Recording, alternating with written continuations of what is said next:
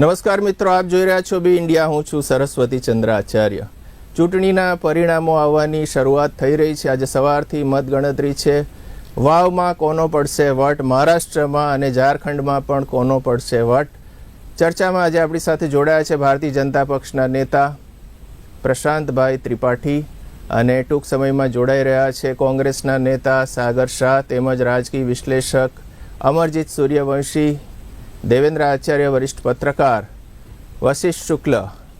સૌનું સ્વાગત છે. વાવ વિધાનસભા પેટા ચૂંટણીનું પરિણામ થોડા સમયમાં જ હવે ક્લિયર થઈ જશે અને આપ જાણો છો તેમ ત્રિપાંખીય જંગનું પરિણામ આજે જાહેર થશે. ભાજપ, કોંગ્રેસ અને અપક્ષ વચ્ચે ત્રિપાંખીય જંગ છે. સ્વરૂપજી ઠાકોર, ગુલાબસિંહ રાજપૂત અને માવજી પટેલ પ્રમુખ ઉમેદવારો છે. કુલ 10 ઉમેદવારો મેદાનમાં છે. કોંગ્રેસના ગુલાબસિંહ રાજપૂત સતત આગળ ચાલી રહ્યા છે, ત્યારે ભાજપના ઉમેદવાર સ્વરૂપજી ઠાકોર ચિંતિત જોવા મળી રહ્યા છે. અલબત્ત છેલ્લા સમાચાર પ્રમાણે કોંગ્રેસની લીડ થોડી ઘટી છે અને મતગણતરી ચાલી જ રહી છે, એટલે જેમ જેમ રુઝાન આવતા જશે અમે આપને સતત જણાવતા રહીશું.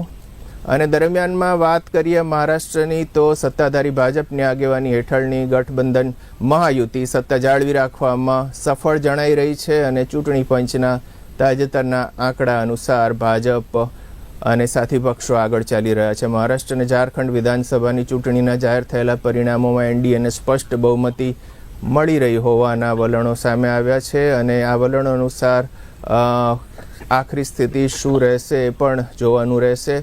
મુખ્યમંત્રી, મહારાષ્ટ્રના નાયબ મુખ્યમંત્રી અને બારામતી વિધાનસભાના એનસીપીના ઉમેદવાર અજીત પવારના સમર્થકોએ ફટાકડા ફોડવાનું શરૂ કરી દીધું છે. જો કે બિહાર, રાજસ્થાન, પંજાબ, કેરળ સહિત વિવિધ રાજ્યોમાં યોજાયેલી પેટા ચૂંટણીના પરિણામો પણ આજે આવી રહ્યા છે.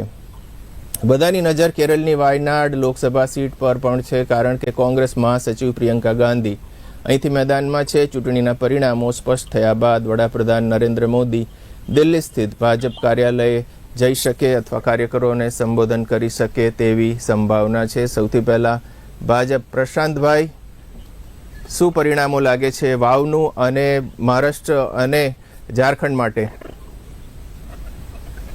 સૌ પ્રથમ તો મહારાષ્ટ્રની વાત કરીએ તો આજના પરિણામો ખૂબ જ સૂચક એટલા માટે છે કે પોકળ વચનો ઉપર પ્રો ઇન્કમ્બન્સીની જીત થઈ છે, નેરેટિવ્સ ઉપર પરફોર્મન્સની જીત થઈ છે અને જે નેરેટિવ્સ થકી નેગેટિવ માનસિકતા કોંગ્રેસ અને એના સાથી પક્ષો બનાવતા હતા, તો તમે મહારાષ્ટ્રના પરિણામથી જોશો તો આખા મહાવિકાસ આઘાડીનું ટોટલ કરીએ ને એટલી સીટો અમારા શિંદે સાહેબની.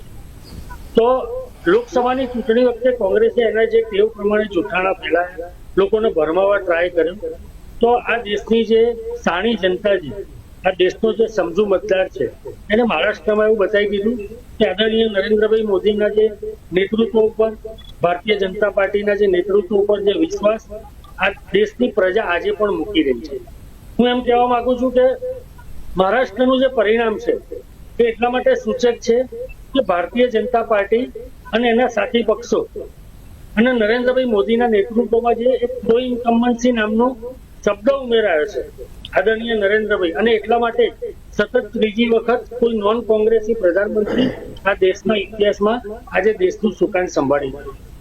તો મહારાષ્ટ્રની વિજય એ આ મહારાષ્ટ્રના કોટી કોટી જનતાનો વિજય છે, ભારતીય જનતા પાર્ટીના લાખો કાર્યકર્તાઓની પરિશ્રમનો વિજય છે અને ભારતીય જનતા પાર્ટીનું જે નેતૃત્વ છે એ કેવળ બોલ વચન કે તૃષ્ટિકરણ કે પરિવારવાદનો આશરો લઈને નહીં, પણ પ્રજાની વચ્ચે પરફોર્મન્સથી જવું, પ્રજાને જે કીધું એ પાડવું, પ્રજાના વિકાસની ચિંતા કરવી, નહીં કે લઘુમતીઓ દ્વારા ફતવા બહાર પાડી અને ચૂંટણી જીતવા ટ્રાય કરવો.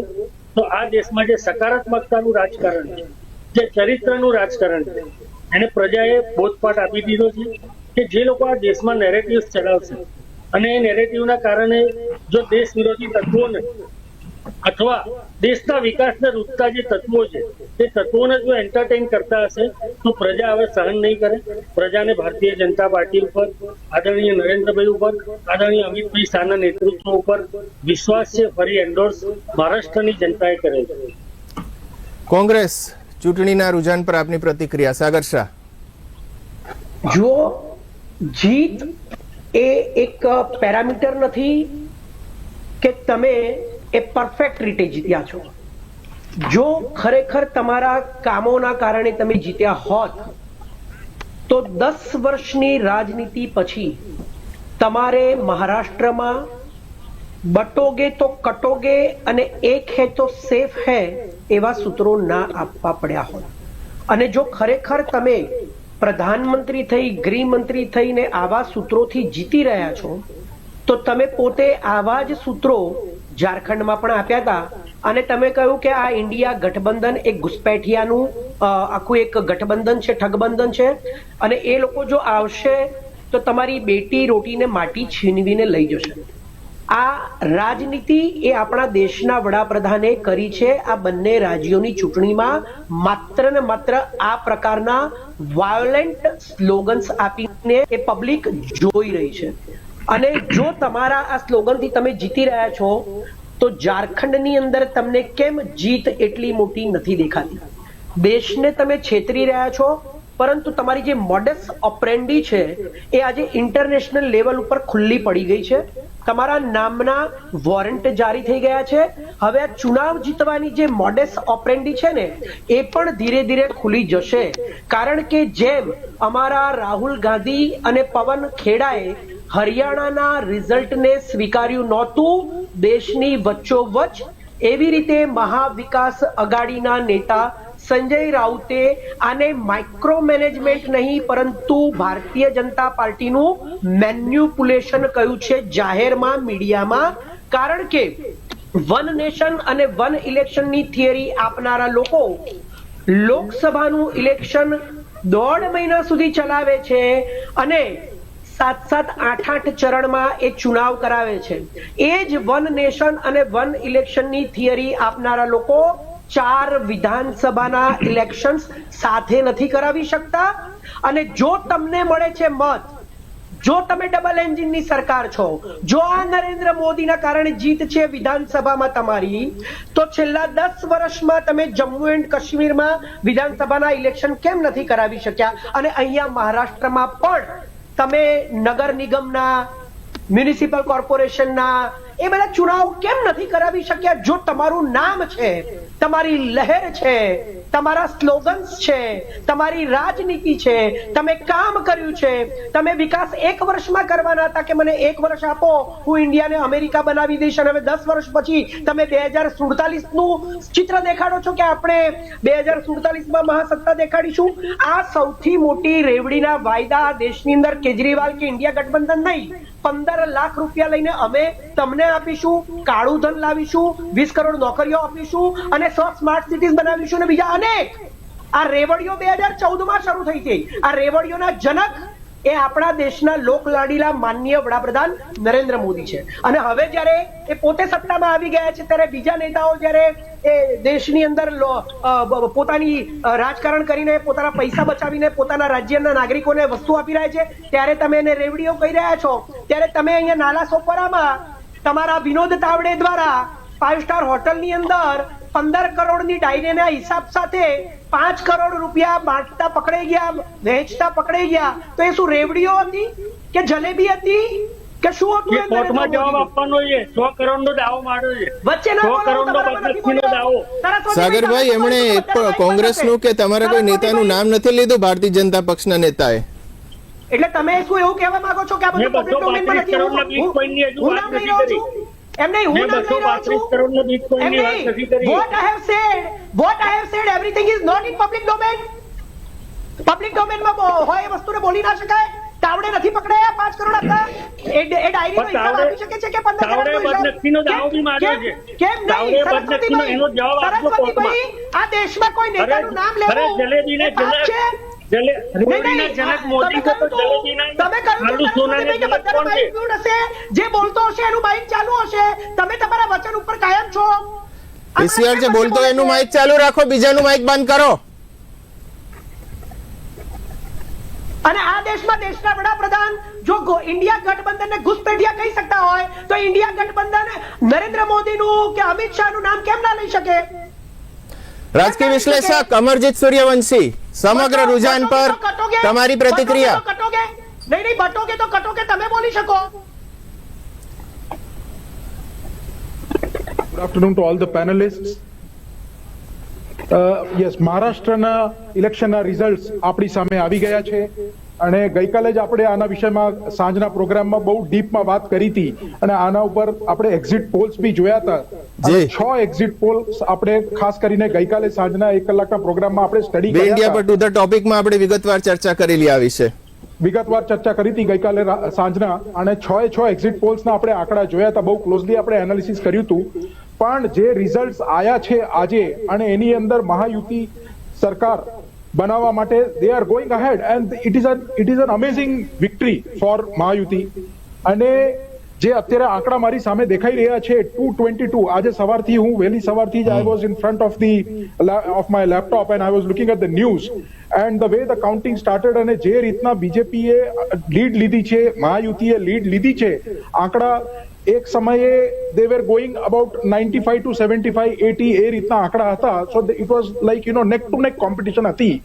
પણ પછી એની આગળ તમે જુઓ તો સ્ટોરી બદલાઈ ગઈ અને મહાયુતિ ને મેજોરિટી આવતી દેખાઈ અને કોંગ્રેસના અને જે મહાવિકાસ ઉઘાડી સરકારના પાર્ટીના આંકડા ધીરે ધીરે ઓછા થતા ગયા, ઘટતા ગયા અને પછી પાછા વધ્યા. પણ overall the tally that I am seeing in front of me is 222 by 55 by 10 અને કહેતા અત્યારે જોતા 223. So BJP plus is getting 223 and Congress plus is getting 55 અને અધર્સને 10 સીટ આવે છે. હવે જે ગઈકાલે 6 જે આપણે એક્ઝિટ પોલ્સ જોયા એની અંદર સૌથી મેક્સિમમ જે ફિગર્સ આપવામાં આવ્યા હતા મહાયુતિને એ એક્સિસ માય ઇન્ડિયાના પોલ ના હિસાબે હતા. 175 થી 200 ની આસપાસનો આંકડો હતો. પણ આ આંકડો તો એની આગળ જતો રહ્યો છે, 223 સીટ. એટલે એ તો લિટરલી આમ એક શું કહેવાય, એક મહાયુતિ પાર્ટીને તો એક ચમત્કાર, એક પેલી ધનલક્ષ્મી લોટરી 100 કરોડની એકવાર તૂટી હોય, હા, એટલે ધનલક્ષ્મી લોટરી નીકળી હોય એવી રીતનો આ તો આંકડો છે, એવી રીતના ફિગર્સ બતાવે છે અને બહુ ચોંકાવનારા ફિગર્સ છે આ. કારણ કે yesterday evening we spoke about Mumbai, કે Mumbai is the largest city of Maharashtra અને એની અંદર એટલું હેવીલી પોપ્યુલેટેડ સિટી છે અને મુંબઈના આંકડા 50% બી નતા થતા. 49.07 નો આંકડો છે એમનો ટર્નઆઉટ ઓફ ઓછું મતદાન હતું મુંબઈમાં, બહુ ઓછું મતદાન હતું. મુંબઈ જેવા શહેરના કમ્પેરિઝનમાં તમે જો જુઓ 49% નો વોટર ટર્નઆઉટનો આંકડો એટલે ઇટ ઇઝ સ્ટનિંગ, બહુ જ ઓછું કહેવાય. એન્ડ વી ઓલ નો કે મુંબઈમાં પોપ્યુલેશન કેવી છે આપણા દેશની. રજા પણ મળે છે લોકોને તો પણ બધા મતદાન કરવા નહોતા ગયા, આપણે જોયું. એક્ઝેક્ટલી, રજા આપવામાં આવી હતી છતાંય લોકો નથી ગયા મતદાન કરવા માટે, ખાસ કરીને મુંબઈમાં.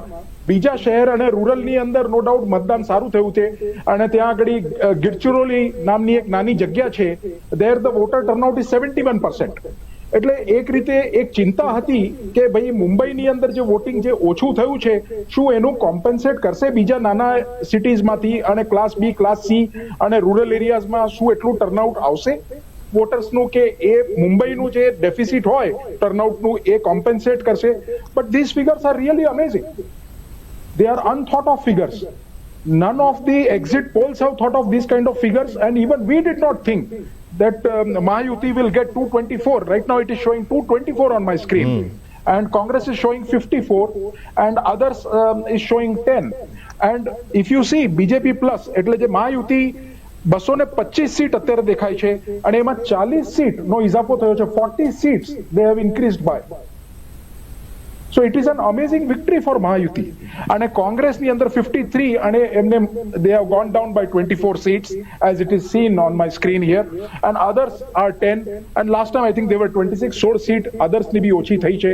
આપણે ગઈકાલે એ બી વિચારતા હતા કે કદાચ આ નેક ટુ નેક ચાલશે અને others ઇન્ડિપેન્ડન્ટ્સ અપક્ષ જે છે એ લોકોનું મહત્વ બહુ વધી જશે, કારણ કે સરકાર બનાવવા માટે 145 સીટ જો ક્લિયર મેજોરિટી ના મળી તો ઇન્ડિપેન્ડન્ટ્સ અને અપક્ષને સાથે લઈને એસોસિએશન્સ બનાવીને કોમ્પ્રોમાઇઝનો ફોર્મ્યુલા કંઈક વર્કઆઉટ કરીને પછી એક સરકાર બનાવવાની એક યોજના, એવી રીતના બી આપણા વિચાર હતા. But this is an amazing victory. આ figures are unthought of. So આની પાછળના લાડલી બહેના અને at the same time Modi સાહેબનું જે રીતના the way he has projected in his electoral speech, and there are other things also in terms of the previous government must have done really well, and people of Maharashtra, these figures show, our figures એ દર્શાવે છે that people of Maharashtra have again voted for the same government, so that it is like they are happy, they are satisfied. અને એમને વિકાસ જોવા મળે છે, એમને development એમને દેખાઈ રહ્યું છે અને એમને લાગે છે કે પાછલા 5 વર્ષની અંદર મહારાષ્ટ્રનો કંઈક સારું વિકાસ, સારું ડેવલપમેન્ટ ફાયદામંદ રહ્યું છે. નહીં તો આવા ફિગર્સ આવે જ નહીં. These are unthought of figures, very stunning figures. And no doubt આપણને એવું હતું અને ગ્રાઉન્ડ લેવલથી બી આપણને એવી ઇન્ફોર્મેશન, એવા ફીલર્સ આપણને મળતા હતા કે મહાયુતિને એજ છે, મહાયુતિ વિલ ડુ વેલ અને એમને 145નો આંકડો ક્રોસ કરવામાં એટલી તકલીફ નહીં પડે જેવું પહેલા વિચાર્યું હતું, એવું આપણને લાગતું હતું. But we did not think that 145 and 225, so we are talking about 55 and another 25, 60, about 80 seats. 75 to 80 seats beyond 145. So this is really amazing. મુખ્યમંત્રી કોણ બનશે મહારાષ્ટ્રમાં? અમરજીત સૂર્યવંશી. બીજેપીની સીટ્સ જે છે એ સૌથી વધારે છે. BJP has done exceedingly well in Maharashtra, as we can see that BJP's tally is really high in Maharashtra. So they don't, BJP's tally is 126. આ 223 સીટમાંથી 126 સીટ તો બીજેપીની છે. તો it is quite likely that the next CM will be from BJP. Bhajap, પ્રશાંત ત્રિપાઠી મહારાષ્ટ્રમાં મુખ્યમંત્રી કોણ બની શકે? આમ જોવા જાવ તો મારા કાર્યક્ષેત્રમાં પણ નથી આ જવાબ, અને મારા યોગ્યતા ક્ષેત્રમાં પણ નથી. પણ જે પ્રમાણે ભારતીય જનતા પાર્ટીએ ગિવિંગ પોલિટિક્સ રાખ્યું છે, તમે જુઓ ગઈ વખતે પણ શિંદે સાહેબ ભલે અમારા કરતા ઓછા, તો અમારા માટે સત્તા કેન્દ્ર સ્થાને ક્યારેય નથી હોતી અને અમારા માપદંડ એક જ હોય. અમારા ડબલ સ્ટાન્ડર્ડ કોંગ્રેસના મિત્રો જેવા નથી હોતા કે ઝારખંડનું પરિણામ સાચું, વાવનું સાચું અને અહીંયા ગરબડ થઈ. અને સૌથી હાસ્યાસ્પદ બાબત એ છે કે 140 વર્ષ જૂની કોંગ્રેસે સંજય રાઉત જેવા પ્રાદેશિક પક્ષના નેતાના સ્ટેટમેન્ટ ઉપર ભરોસો રાખવો પડે અને એને કોટ કરવા પડે. અરે સાહેબ, તમે હજુ જવાબદાર થાવ. તમે કર્ણાટકમાં પરિણામ આવે એ તમે સ્વીકારો છો, તમે વાવમાં પરિણામ આવે એ સ્વીકારો છો, ઝારખંડમાં અને મહારાષ્ટ્રમાં તો તમે ઈવીએમ નો દોષ કાઢો, આ દેશની બંધારણીય સંસ્થાઓનો દોષ કાઢો. તો આ ડબલ સ્ટાન્ડર્ડમાંથી હું એવું માનું કે આટલી જૂની અને મોટી કોંગ્રેસ પાર્ટીને બહાર આવવું પડશે. અમરજીતસિંહજીએ બહુ સરસ વાત કરી, આ ખરેખર અમેઝિંગ વિક્ટરી છે. અને અમે એવું માનીએ કે કોઈ પણ વિજયની સાથે એક વિવેક આવતો હોય છે, કોઈ પણ જયની સાથે એક જવાબદારી આવતી હોય. તો બેટર જે તમારો મૂળભૂત પ્રશ્ન છે મુખ્યમંત્રી વાળો, હું એવું માનું કે સાથી પક્ષો સાથે મળી અને મોટું મન રાખી કદાચ ભારતીય જનતા પાર્ટીના મુખ્યમંત્રી થાય, અરે કદાચ ના પણ થાય. ભારતીય જનતા પાર્ટી માટે મેં જેમ કીધું કે ખુરશી મહત્વની નથી, પણ અમારું કોએલિએશન સારી રીતે ચાલે, મહારાષ્ટ્રનો વિકાસ સુચારુ રૂપથી કેવી રીતે થાય એ જોવાની જવાબદારી પ્રજાએ જે અમારી પર વિશ્વાસ મૂક્યો, એ વિશ્વાસમાં અમારે પૂરા ઉતારવાની જવાબદારી એઝ અ કોએલિએશન અથવા એઝ અ કોએલિએશનની મુખ્ય પાર્ટી. પણ બટ નેચરલ છે કે ભારતીય જનતા પાર્ટી સૌથી મોટી પાર્ટી તરીકે ત્યાં આવી ગઈ. અને એક બીજું મારા મિત્ર સાગરભાઈને કહી દઉં કે તમે ભલે પરિણામો સ્વીકારો ના સ્વીકારો, પણ એક વસ્તુ તો સ્વીકારી કે ઝારખંડમાં we are +6. એટલે તમે અમે ક્યાં ઘટ્યા ક્યાં વધ્યા, અને અમે હજુ બી તમે 400 થી 40 પર આવી ગયા સંસદમાં, અમે 2 થી 300 પર આવ્યા અને અમે ભલે 240 છીએ. જો તમે એમ માનતા હો કે અમે 2 મહિના ઇલેક્શન ચલાવ્યું લોકસભાનું, તો અમે ધારત તો અમે 400 સીટ ના લાવી શકે. એઝ યુ આર ક્લેમિંગ કે અમે મેનિપ્યુલેશન કરીએ છીએ. જો અમારે કરવું હોત તો તમે આજે બોલવાની સ્થિતિમાં ના હોત કે ભાજપની 240 જ આવી. અને આયરની એમાં એ છે કે તમારી 99 છે તોય તમે અમને સલાહ આપો છો. અને બીજી આયરની એ છે કે આ દેશના ઇતિહાસમાં પહેલી વખત સતત ત્રીજી વખત નોન કોંગ્રેસી પ્રધાનમંત્રી આજે દેશનું સુકાન સંભાળી રહ્યા છે. તો તમે વાસ્તવિકતાનો સ્વીકાર કરો, એક સકારાત્મક વિપક્ષ તરીકે કામ કરો, તો મને એવું લાગે છે કે પ્રજા આજે અમને આશીર્વાદ આપે. આ તો રાજનીતિ છે, કાલે તમને આશીર્વાદ આપશે. પણ સકારાત્મકતા બહુ જરૂરી. તમે રહી વાત, તમે રેવડીના જનકની વાત કરી, તો હવે અમે એમ કહીએ કે તમે જલેબીના જનક છો. અરે ભાઈ, રેવડી ઉપર ખાલી ભારતીય જનતા પાર્ટીનું રાજકારણ ચાલતું હોત તો આજે પરફોર્મન્સ ઉપર જ્યાં જ્યાં ભારતીય જનતા પાર્ટીની સરકાર છે, મધ્યપ્રદેશ લઈ લો, રાજસ્થાન, ગુજરાત, અને છેલ્લો તાજો દાખલો આજનો મહારાષ્ટ્રનો, તો અમે પરફોર્મન્સ ઉપર રાજકારણ કરીએ. અમે અમારા પરફોર્મન્સને દબાઈ, અમારા અસ્તિત્વને દબાઈ અમે પ્રાદેશિક પક્ષો પાસે. પ્રશાંતભાઈ, અત્યારે સમય છે એક બ્રેકનો. આપ સૌને જોડાયેલા રહેવા માટે વિનંતી કરું છું. દરમિયાનમાં દર્શકોને બ્રેક લેતા પહેલા જણાવી દઉં કે 18મા રાઉન્ડના અંતે કોંગ્રેસની લીડ ઘટી છે. કોંગ્રેસના ગુલાબસિંહ 8233 મતોથી આગળ છે. 18મો રાઉન્ડની વાત કરીએ તો 4966 ભાજપ અને કોંગ્રેસની લીડ 2231 જેટલી ઘટી છે. અને 19મા રાઉન્ડના સમાચાર આવી રહ્યા છે એ પ્રમાણે 6010 મતોથી કોંગ્રેસના ગુલાબસિંહ આગળ છે. વધુ માહિતી આપને હું બ્રેક બાદ આપું છું. જોતા રહો બી ઇન્ડિયા.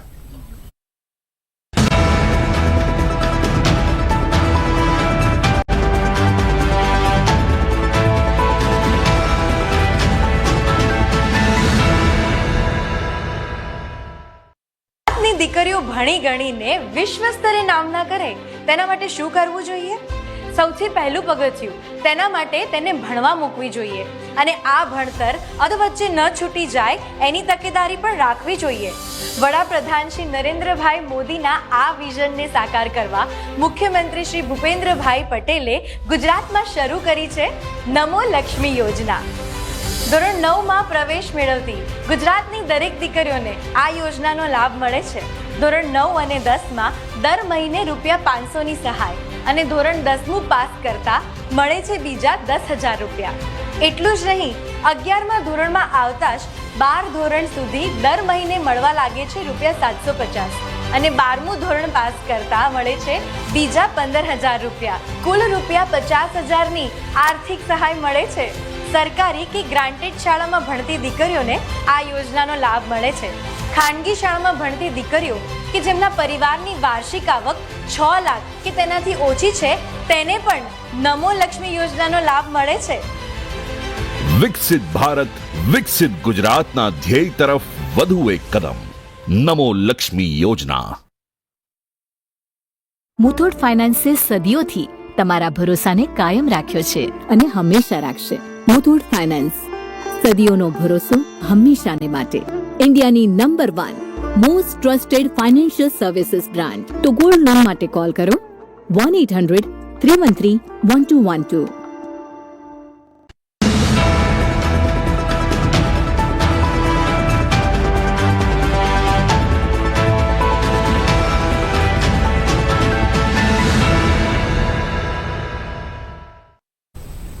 નમસ્કાર મિત્રો, બી ઇન્ડિયા પર સ્વાગત છે આપનું. આપણે ચૂંટણીના પરિણામોની ચર્ચા કરી રહ્યા છીએ અને આપણી સાથે જોડાયા છે ભારતીય જનતા પક્ષના નેતા પ્રશાંત ત્રિપાઠી, કોંગ્રેસના નેતા સાગર શાહ, રાજકીય વિશ્લેષક અમરજીત સૂર્યવંશી.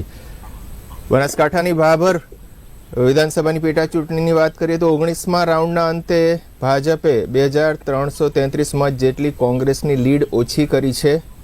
કોંગ્રેસ હાલ 5846 મતથી આગળ છે.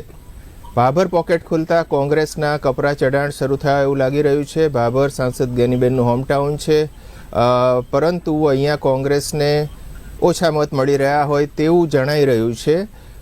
વાવ વિધાનસભા બેઠકની ચૂંટણીના 20મા રાઉન્ડના અંતે ભાજપે 2113 મતોથી લીડ કોંગ્રેસની ઓછી કરી છે. અત્યારની સ્થિતિ પ્રમાણે કોંગ્રેસ લીડ ધરાવે છે. કોંગ્રેસ 3733 મતોની લીડ ધરાવે છે. સાગર શાહ, કોંગ્રેસ.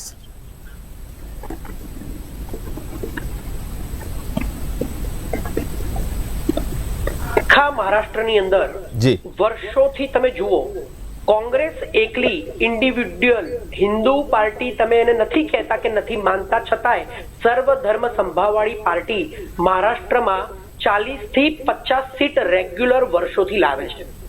તો તમે એમ કહેવા માંગો છો ત્યારે જો આ ભાજપા પાર્ટીની અંદર ટોટલ મહાવિકાસ અઘાડીને 50-55 સીટો મળી રહી છે, તો આ માત્ર કોંગ્રેસની સીટ છે? તમારી હિન્દુ પાર્ટી શરદ પવાર 90 વર્ષના આટલા વર્ષના અનુભવી એ આટલા બાદશાહ કહેવાતા રાજકારણના એમને કોઈ સીટ નથી મળી મહારાષ્ટ્રમાં?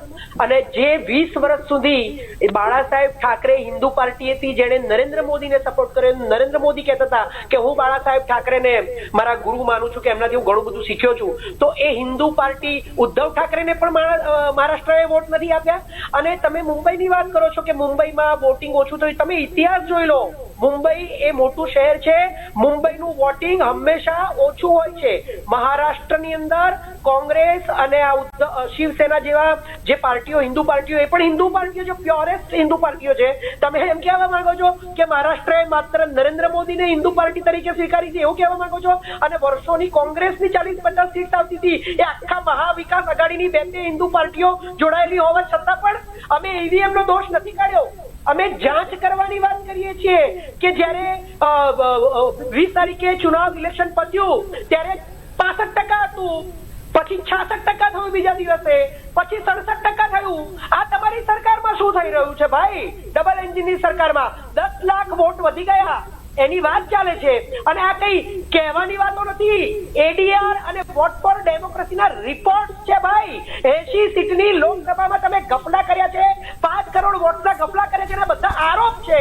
ધારો કે તો આરોપોની જાંચ, આરોપોની જેપીસી એ ચુનાવ આયોગે નહીં કરવાની? કોઈ પણ વિપક્ષનો માણસ એ ધર્મનું નામ લે તો એના ઉપર પ્રોટોકોલ લાગે. તમે તો આખી ચૂંટણીમાં બેટી, રોટી, માટી, મુસલમાન, મંગળસૂત્ર, ગાય, ભેંસ, પટોકે તો કટોકે, એક હે તો સેવ, આ સૂત્રો સિવાય તમે વાત શું કરી છે? તો તમારી ઉપર કેમ ઇલેક્શન ચુનાવ, તમારી ઉપર આ ધર્મના નામે તમે રાજનીતિ કરી એના કોઈ આરોપ નથી લગાવતું કે જાંચ નથી કરતું? તો અમે જાંચ કરવાની વાત કરીએ છીએ. તમને હરિયાણાની અંદર એવા ઈવીએમ આપ્યા હતા કે ગણતરીના દિવસે એની બેટરી 99 હતું. તો આટલા અઠવાડિયા સુધી પડી રહેલી ઈવીએમ ની બેટરી 99% હોય. અને કોંગ્રેસના પ્રભારી દીપક બાબરિયાને સવારે 7:30 વાગે, 7:35 વાગે, 7:39 વાગે મેસેજ આવેલા છે કે હરિયાણામાં સાંજે 5 વાગે આ રિઝલ્ટ આવશે. એક પણ સીટ ઘટી નથી કે એક પણ સીટ વધી નથી. તો જ્યારે આટલા સબૂતો આ દેશમાં આટલા તમારી સામે છે તો અમે ઈવીએમ નો વિરોધ નથી કરતા, પણ લેવલ પ્લેઇંગ ફિલ્ડ ની તમે વાત કરો છો બહુ, તો કમ સે કમ જાંચ તો કરાવો. આ દેશમાં તમે રામ રાજ્ય લાયા એવું કહો છો, તો આ દેશની અંદર માત્ર એક વ્યક્તિએ અવાજ ઉઠાવ્યો હતો કે સીતા માતાના ચરિત્રનું શું? જ્યારે રાવણના ત્યાં જઈને આવ્યા ત્યારે આ દેશના રાજા રામે એની તપાસ કરાવડાવી હતી. આખા દેશની અંદર અમે તો માત્ર જાંચની વાત કરીએ છીએ, પરંતુ આ દેશની પબ્લિક એ લાખો કરોડો લોકો તમારી ઉપર વિરોધ કરી રહ્યા છે. તમે કોમેન્ટ્સ તો વાંચો સોશિયલ મીડિયા ઉપર, vote the public are saying about you, કે જ્યાં સુધી ઈવીએમ હશે ને ત્યાં સુધી ભારતીય જનતા પાર્ટી જ્યાં ઈચ્છે ત્યાં જીતશે. તો તમે જાંચ તો કરાવો.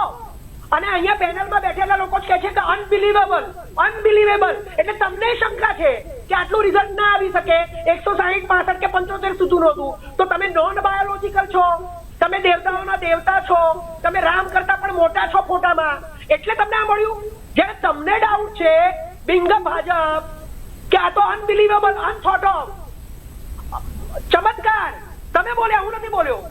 તો ચમત્કારનો કંઈક તો જાંચ કરાવવી પડશે ને. તમને બી શંકા છે હે ને? રાજકીય વિશ્લેષક અમરજીત સૂર્યવંશી, આપે બંને પક્ષોને સાંભળ્યા, આપની પ્રતિક્રિયા?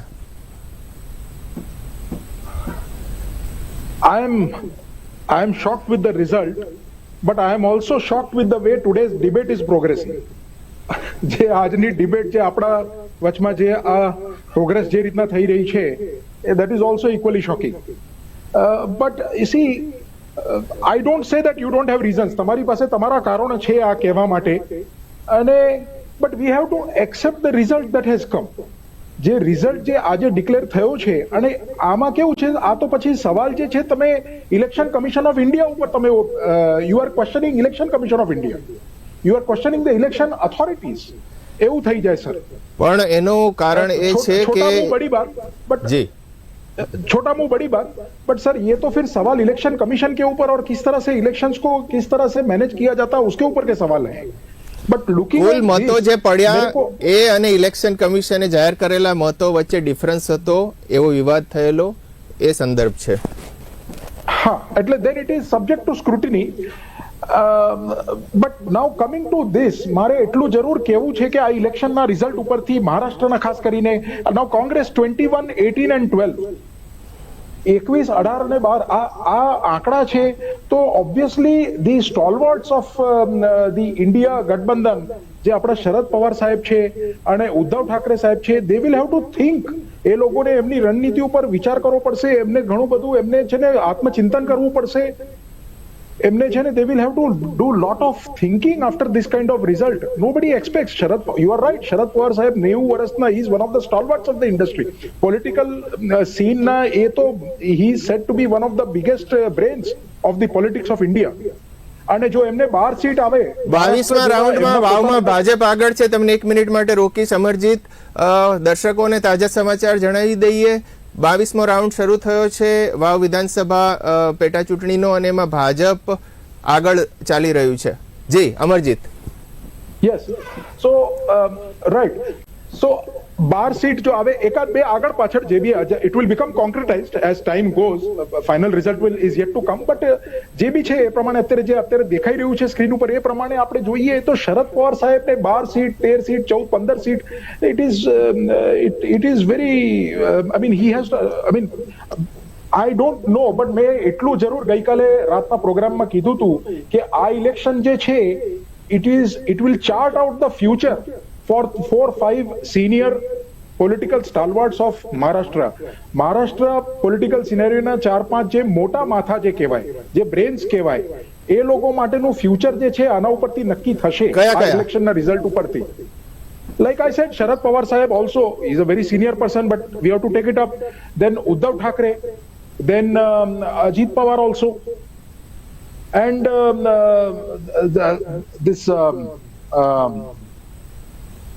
one more gentleman. So one more gentleman, it's not coming to my mind right now. But these 4-5 people, they are very senior, and it was expected.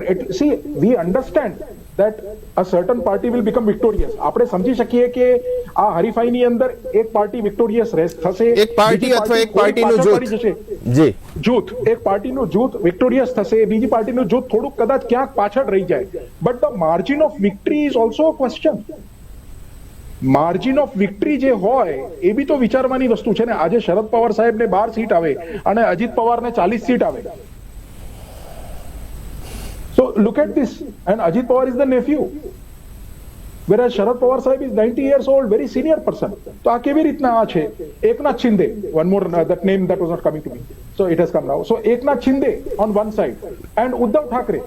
Today Uddhav Thackeray is far more senior, and you know he has run the party since long after his father's demise, Bal Thackeray's. So but now if you see, Eknath Shinde is getting more number of seats. Eknath Shinde is getting 54. Whereas on the other side, Uddhav Thackeray is getting 18 seats. That is 3 times. 18 અને 54. So the margin of victory, મારો સવાલ, મારો point એ છે કે margin of victory બી કંઈક respectable તો હોવું જોઈએ ને.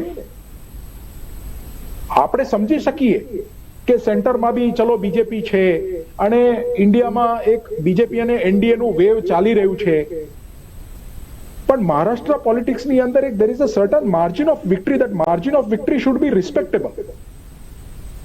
So somewhere, you know, I don't know, it is a stunning result. આ મેં કીધું એવી રીતના છે, પેલું ધનલક્ષ્મી લોટરી બમ્પર ડ્રો કંઈક ખુલ્યો છે એવું જ લાગી રહ્યું છે આ આંકડા જોઈને. અનએક્સપેક્ટેડ છે આ આંકડા. તો મહિલાઓના મતો બહુ નિર્ણાયક ગણાશે હવે ભવિષ્યમાં. મહિલાઓની વધારે યોજનાઓ આવશે, ફ્રીબીઝ આવશે બહેનો માટે, મહિલા ઉમેદવારો આવશે કદાચ. બની શકે. Yes, why not. And ladies are doing very well in the sphere. આજની તારીખમાં ladies, women are doing very well. તમે બધી જગ્યાએ જુઓ, તમે if you see, you know, corporate, private, you see all different sectors, women are leading the show. They have come up. So it is, and Ladli Behna જે scheme જે છે, it is done, probably it has done wonders. It has worked with the woman population. ક્યાંકથી તો આ આંકડા આવ્યા છે ને. મુંબઈ જેવા હાઈલી પોપ્યુલેટેડ સિટીની અંદર તમારું 49% ટર્નઆઉટ આવે. એમાં બી ઘણા બધા લોક તો એમ્પ્લોયમેન્ટ અને આ બધા ઓપોર્ચ્યુનિટીઝથી નાખુશ હોય તો કદાચ એ વોટ્સ મહાયુતિના ફેવરમાં ના ગયા હોય. મુંબઈ જેવા શહેરમાં આપણે જાણીએ છીએ કે ભાઈ બિગ સિટીઝ, મેટ્રોઝ અને ક્લાસ એની અંદર કમ્પેર ટુ રૂરલ એરિયાઝ જે છે, જે એમ્પ્લોયમેન્ટના ડિસસેટિસ્ફેક્શન લેવલ થોડાક વધારે છે. તો looking at that, but then against that ક્યાંકથી કોમ્પેન્સેટ કર્યું ક્લાસ બી, ક્લાસ સી, નાના ટાઉન્સ, નાના ગામડાઓ, રૂરલ એરિયાઝમાંથી બી આંકડા આવ્યા છે અને આવી રીતના રિઝલ્ટ આવ્યું છે. So does that mean that a compensation તમે મુંબઈના ડેફિસિટને કોમ્પન્સેટ બી કર્યું ગામડાઓમાંથી, અને ત્યાંથી બધા જ વોટ આવી રીતના મહાયુતિના ફેવરમાં જ આવ્યા છે? And stalwarts like Uddhav Thackeray, Sharad Pawar are nowhere in the scene. આજે આ બહારના આ તો સિંગલ ડિજિટમાં બી આવી જાય. Pardon me for saying this, પણ જે રીતના આંકડા દેખાય છે ને હજી બી કોન્ક્રેટાઇઝ થવાનું બાકી છે, તો શું એઝ ધ ટાઈમ ગોઝ અને આપણે કોન્ક્રેટાઇઝ ફાઇનલ રિઝલ્ટ જોઈશું તો આ તો સિંગલ ડિજિટમાં બી આવવાની સંભાવના છે. આ 12 નું 11 થાય, 10 9 આવીને અટકી જાય. સો ડુ વી એક્સેપ્ટ ધીસ? હા, એટલે સીટોની માહિતી હમણાં અત્યારે આપણને મળી જશે. વોટ શેર શું થયો છે, વોટ શેરનો શું તફાવત છે એ પણ જોવાનું રહેશે. Again vote share is a different, yes, that is an altogether different ball game. આપણે વોટ શેર્સ જો આપણે દરેક કોન્સ્ટિટ્યુન્સીને કમ્પેર કરીએ તો આપણને ખબર પડે કે માર્જિન ઓફ વિક્ટરી કેટલું છે દરેક વોર્ડમાં, દરેક કોન્સ્ટિટ્યુન્સીમાં. So that analysis has to be done. We will do that once all the vote shares, all the vote figures will come for all these constituents. 288 seats ના બધા આવશે એટલે આપણે કરીશું મૂલ્યાંકન આપણી રીતના આપણા લેવલ ઉપર. But definitely this result is, I mean, it is an amazing victory for Mahayuti. Amazing victory. જી Bhajpa closing remark 5 minute. Prashant Tripathi. સૌથી પહેલા તો મારા મિત્ર સાગરભાઈએ હું કે અમરજીતસિંહભાઈજી ક્યારે બી શરૂઆતમાં અનબિલીવેબલ બોલ્યા છે, અમેઝિંગ બોલ્યા હતા, એ પણ હું પણ, બીકોઝ વી ઓલવેઝ બિલીવ કે નરેન્દ્રભાઈ મોદીના નેતૃત્વમાં ગમે તે થઈ શકે, એટલે અનબિલીવેબલ નથી. પણ અમારા માટે, અને અમે એવું કહી શકીએ, જે કોંગ્રેસના નેતાઓ કહેતા હતા ને કે એક્ઝિટ પોલ ખોટા છે, તો અમરજીતસિંહજી સાહેબે જે પ્રમાણે કીધું ખરેખર ખોટા પડ્યા. એ લોકો જે હાઈએસ્ટ એક્ઝિટ પોલ વાળા હતા એના કરતા બી ક્રોસ કરીને અમે ગયા તો અમારી તો ખુશીનો પાર ના હોય.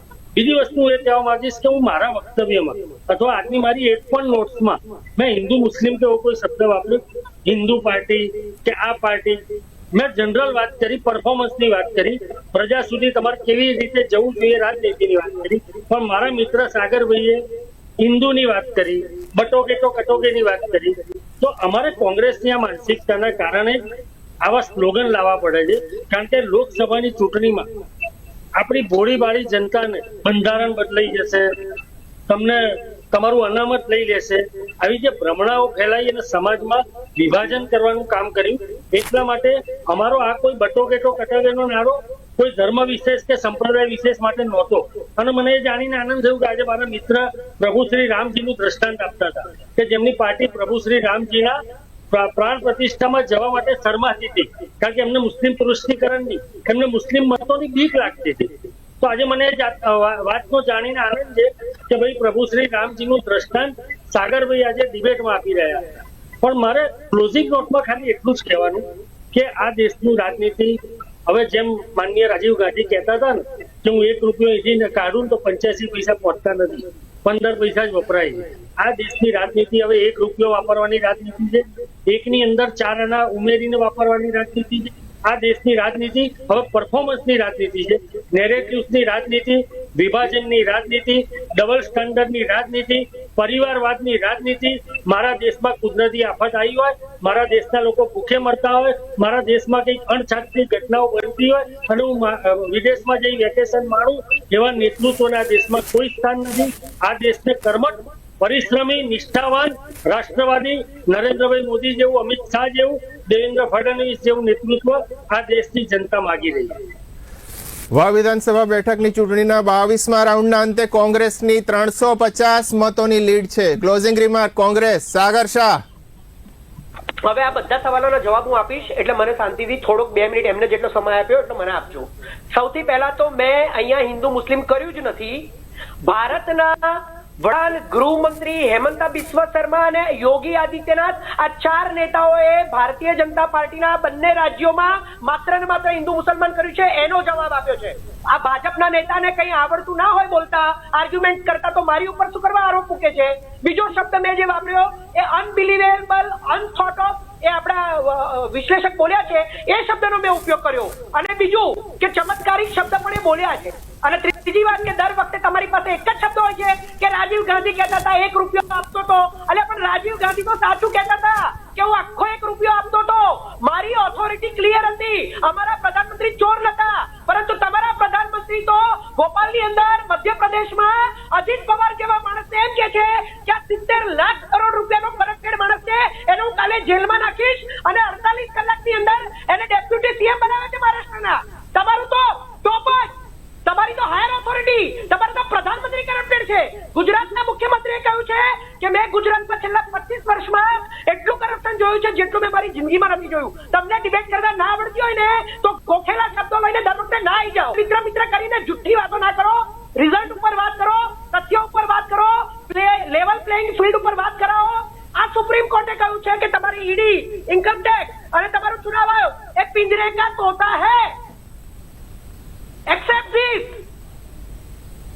Put the JPC and get all the investigation. What all of India are blaming, not Congress are blaming. Okay? સાગરભાઈ, વાવમાં ભાજપ જીતી ગયું છે. બિલકુલ, એ તો જીતવાનું જ હતું.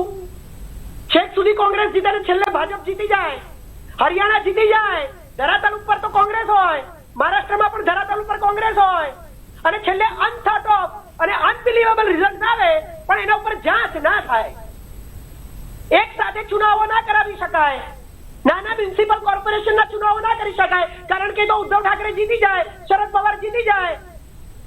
અયોધ્યાની અંદર એ સીટી ઉપર પ્રોબ્લેમ ક્રિએટ કરીને ઉપચુનાવોમાં 10 ઉપચુનાવો યુપીની અંદર, પરંતુ અયોધ્યાની સીટ ઉપર એ કોર્ટમાં પડ્યો છે મુદ્દો, એના કરતા મોટા મોટા કોર્ટમાં પડેલા મુદ્દાઓ ઉપર ઉપચુનાવ થઈ ગયા, પણ અયોધ્યા ઉપર ના થયા, કારણ કે ત્યાં એકવાર હારી ગયા હતા, બીજી વાર હારી જઈએ તો ઇજ્જતની ફાલુદા થઈ જાય. So these are the reality. It is not a level playing field. It's a modus operandi. જ્યાં એ ઈચ્છે ત્યાં જીતી શકે છે, જ્યાં કોઈ આપી દો કે નહીં તો આપણી પર બ્લેમ કરશે, કહેવા માટે જોઈશે ને કે અહીંયા ઈવીએમ ના ચાલ્યું. પણ ભારતીય જનતા પક્ષના ઉમેદવાર સ્વરૂપજી ઠાકોરની વાવમાં જીત થઈ છે. રસાકસી બાદ વાવમાં સ્વરૂપજી ઠાકોર જીત્યા છે. વાવમાં અંતિમ સમયે બાજી પલટાઈ ગઈ. ગુલાબસિંહ રાજપૂતને સ્વરૂપજીએ પછડાટ આપ્યો છે. જે સ્વરૂપજી ઠાકોર એમ કહેતા હતા કે જ્ઞાનીબેનની સામે મને જયારે ઉભો રાખ્યો ને ત્યારે હું નવો હતો ને એટલે હું જીતી ના શક્યો, તો ભાઈ તમે ત્યારે હારી ગયા હતા, પછી તમે જીત્યા નથી, તમે કામ નથી કર્યું, તો અત્યારે પણ તમે નવા જ છો, તો તમે કઈ રીતે જીતી ગયા? સાગરભાઈ, હું ભાજપની ટૂંકી પ્રતિક્રિયા લઈ લઉં, પછી સમય રહેશે તો આપની પાસે આવીશ. પ્રશાંતભાઈ. સાગરભાઈની મનસ્થિતિ હું જાણી રહ્યો છું, એટલે ક્યાંક ને ક્યાંક વ્યક્તિગત મારી સમજ ઉપર મારે સમજુ થવું પણ નથી. જો સમજુ થઈ અને જે નેતૃત્વ મારા દેશનું વિદેશમાં જઈને અપમાન કરતું હોય ને, હું એવી પાર્ટીમાં હોત, એટલે હું આવો અભણ બરાબર છું, હું ગમે તેવા આર્ગ્યુમેન્ટ કરું છું એ બરાબર છું, પણ મહેરબાની કરી આ દેશની તમે ભારતીય જનતા પાર્ટીને જે કહેવું હોય કહો, નરેન્દ્ર મોદીને જે કહેવું હોય કહો. તમે તો આ પ્રશ્નાર્થ કરો છો ભારતની જનતા ઉપર કે જેને સતત 3જી વાર પ્રધાનમંત્રી બનાવ્યા, એ દેશના પ્રધાનમંત્રીને તમે ભ્રષ્ટાચારી કહો છો. તમને શરમ આવી જોઈએ. તમે વાવમાં જીતતા હતા ત્યાં સુધી સારું લાગતું હતું, આજે વાવનું ચૂંટણી પરિણામ ફરી ગયું તો તમે નાના છોકરાની જેમ રોવો છો. અરે હજુ આત્મચિંતન કરો, નહીતર ધરાતલની વાત કરો ને, તમે ધરાતલ ઉપર આવી ગયા. તમે કોંગ્રેસ પાર્ટી ક્યાંથી ક્યાં આવી ગઈ? તમે તમારા નેતાઓને સમજાવો કે એમની જીભ ઉપર કંટ્રોલ રાખે, સનાતનનું સન્માન કરે, તૃષ્ટિકરણ બંધ કરે, પરિવારવાદ બંધ કરે, અને આ વિદેશમાં જઈ આ દલાલી બંધ કરે. એ તમારા નેતૃત્વમાં સમજાવો. અમારે સમજુ થવું જ નથી. અમે અભણ બરાબર છીએ. અમારા માટે આ દેશની જનતા એ જનાર્દન છે. અમારા માટે આ દેશની જનતા એ ભગવાન છે. અમારા માટે ખુરશી ભગવાન નથી. અમારા માટે નરેન્દ્ર મોદી જેવું રાષ્ટ્રભક્ત નેતૃત્વ અમારે જોઈએ છે, નહીં કે ઇટાલી વાળું નેતૃત્વ. દર્શકોને જણાવી દઈએ કે રસાકસી ભરેલી બનાસકાંઠાની વાવ વિધાનસભાની ચૂંટણીનું પરિણામ આવી ગયું છે અને 1700 મતથી વાવ વિધાનસભામાં ભારતીય જનતા પક્ષના ઉમેદવારની જીત થઈ છે. અત્યારે ચર્ચામાં જોડાવા માટે ભાજપ નેતા પ્રશાંત ત્રિપાઠી, નેતા કોંગ્રેસ સાગર શાહ, રાજકીય વિશ્લેષક અમરજીત સૂર્યવંશી, આપ સૌનો આભાર, ધન્યવાદ. મિત્રો, અન્ય રાજ્યોના પરિણામો પણ અમે આપને બી ઇન્ડિયા પર સતત જણાવતા રહીશું. વધુ માહિતી સમાચારો માટે જોતા રહો બી ઇન્ડિયા, ભરોસો ગુજરાતનો. નમસ્કાર.